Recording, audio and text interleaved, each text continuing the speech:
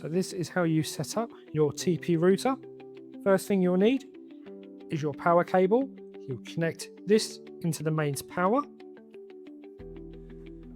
And the other end, you'll connect into the back of your router here. Now to connect the router to the internet,